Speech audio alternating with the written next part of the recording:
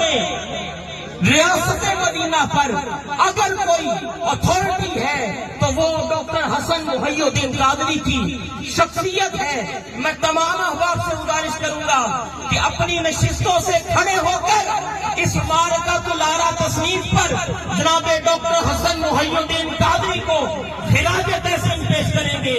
تمام احباب اپنی نشستوں سے کھڑے ہو کر بھرپور نعروں کے ساتھ نعرہ تکبیر، نعرہ رسالت، نعرہ حیدری، گنبد خضرا کا فیضان، گنبد خضرا کا فیضان، مجدد رواں صدی۔